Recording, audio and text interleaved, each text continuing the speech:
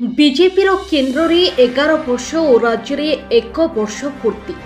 विकसित भारतर अमृत काल सेवा सुशासन एवं गरीब कल्याण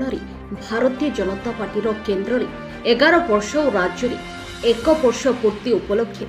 जिलास्तरीय कर्मशाला कटक टाउन हॉल परिसर में अनुष्ठित हो जाइए। कार्यक्रम में नवरंगपुर और मानेपुर सांसद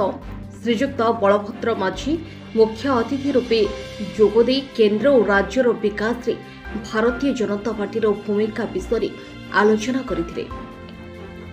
तो सहित केन्द्र और राज्य सरकार विभिन्न जनकल्याण योजना गुड़िक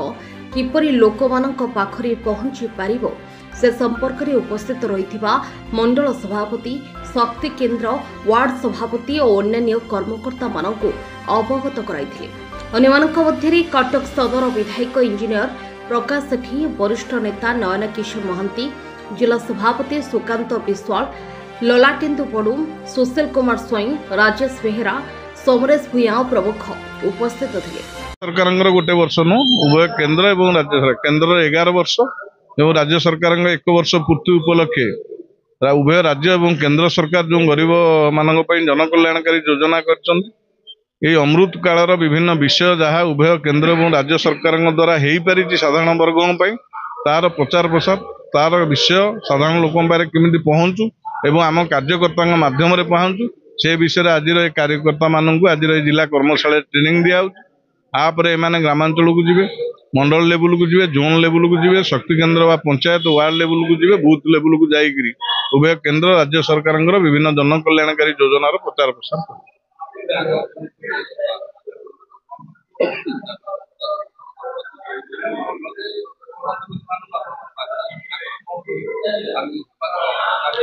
से जो अमृत काल गत 11 वर्ष भितर केन्द्र सरकार द्वारा एवं गत 1 वर्ष राज्य सरकार द्वारा जो जनकल्याणकारी योजना मान से विषय जाई बूथ रु बूथ परिवार रु परिवार घर घर जाई देखिए जनकल्याणकारी योजना पहुंची कि नहीं जदि पहुंची आम सरकार करी तार उपलब्धि लोक मैंने पाउछन कि नहीं जदि पाउछन से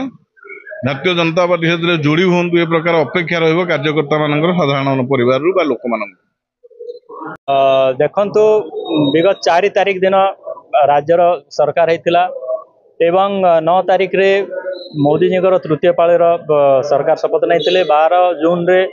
मोहन माझी सरकार प्रथम थर पर भारतीय जनता पार्टी सरकार ओडिशा रे सरकार गठन करते अतः विगत 11 वर्ष रे मोदी जी भारत प्रति सेवा जहाँ सफलता हासिल होती विगत 1 वर्ष रे मोहन माझी नेतृत्व में Bharatiya Janata party double engine सरकार ओडिशा रे जहाँ करिछि निश्चित भाव में लोक मैंने लाभान्वित होती जानुंट किंतु किछि वर्ग मध्य अछंती जहाँ पाखरे सरकार 11 वर्ष 1 वर्षर उपलब्धि सहित जहाँ जहाँ पाइबा कथा जो सरकार योजनार लाभ से किसी वंचित अच्छा कौन ना कौन कारण आमर शीर्ष नीति आदेश जे ये प्रचार प्रसार माध्यम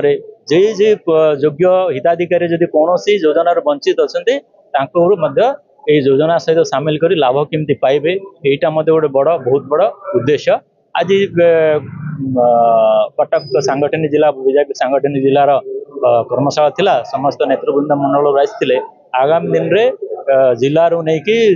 आपणकर गाँ पर्यंत शक्ति केन्द्र बूथ पर्यंत